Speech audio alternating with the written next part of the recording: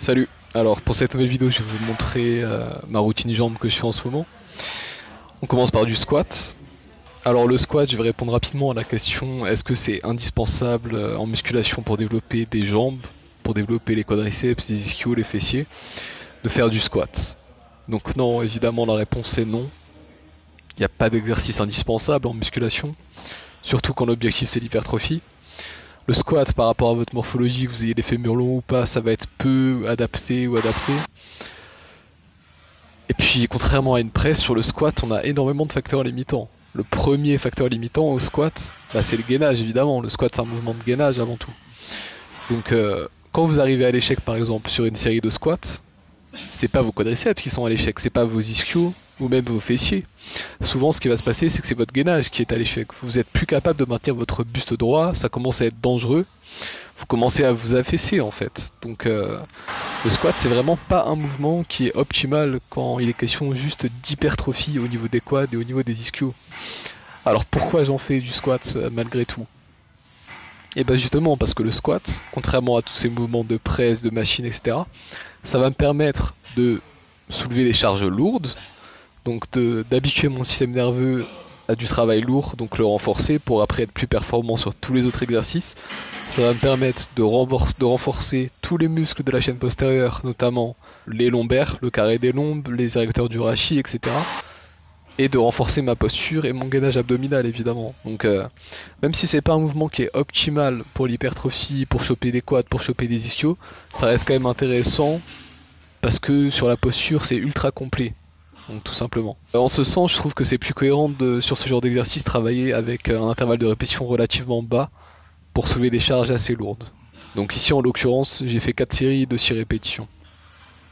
Ensuite, le second mouvement de cette séance, donc c'est une presse circulaire pour les quadriceps. Donc circulaire, c'est la trajectoire de la presse. C'est cette trajectoire en arc de cercle, contraire à la presse linéaire, où là vous poussez sur un axe fixe, un axe horizontal fixe. Donc l'avantage de cette presse circulaire, c'est qu'elle va mettre moins de tension sur l'articulation du genou, et elle va nous permettre une plus grande amplitude de mouvement sur le quadriceps notamment. Donc pour ça que j'ai un placement des pieds relativement bas, pour ça aussi que je garde des chaussures d'haltérophilie pour faire la presse, parce que ça me permet d'augmenter l'amplitude sur les quadriceps. Donc ici, tous les défauts qu'on avait sur le squat, on les a pas ici sur la presse. On n'a pas à maintenir un gainage énorme, même s'il faut être gainé évidemment. On a une plus grosse amplitude sur les quadriceps, et ici vous voyez, l'ajout des bandes élastiques est totalement cohérent parce qu'il me permet d'avoir le maximum de tension quand je suis en haut du mouvement, donc le maximum de tension de contraction sur les quadriceps. Donc quand j'arrive en haut du mouvement, je tends les jambes, mais je ne verrouille pas. Je garde le fameux flex du genou, on va dire. Je m'arrête à la fin de l'amplitude effective sur mon quadriceps, tout simplement. Si vous verrouillez l'articulation, c'est votre squelette qui va supporter la charge en fait, c'est l'articulation, plus le muscle. Donc ici, contrairement au squat, on peut maintenir la tension sur le muscle beaucoup plus facilement et ne pas être imité par ce gainage. J'essaie d'avoir une exécution assez propre, donc pour maximiser le temps sous tension, je retiens la charge, je fais une légère pause en haut du mouvement pour contracter à fond les quadriceps en haut. J'essaie de vraiment solliciter mes quadriceps au maximum. Troisième exo de cette séance, on passe sur un soulevé de terre roumain aux haltères. Donc je choisis les haltères pour la facilité de mise en place et pour la liberté de mouvement qu'elles me procurent. Donc ici sur le soulevé de terre roumain, c'est vraiment d'envoyer les fesses en arrière et de garder les haltères le plus proche possible de mon buste. Faut remarquer qu'au niveau de mon amplitude, je suis en partiel bas, c'est-à-dire que je ne verrouille pas en haut du mouvement avec les hanches, tout simplement pour garder la tension sur mes ischios et mes fessiers. Donc récemment, j'ai un peu changé la façon dont j'entraîne mes jambes. Au lieu d'aller chercher le maximum d'angle possible pour les jambes, faire beaucoup d'exercices, etc., j'ai plutôt eu l'approche contraire, donc faire peu d'exercices. Quand je dis peu d'exercices, c'est peu d'exercices polyarticulaires, mais faire plus de séries. Tout simplement parce qu'en fait, je me suis rendu compte que je perdais pas mal de force quand je passais d'un exercice à un autre, et forcément, plus je passais à l'exercice suivant, moins les charges étaient importantes, et donc moins l'exercice était intéressant d'un point de vue de la surcharge progressive.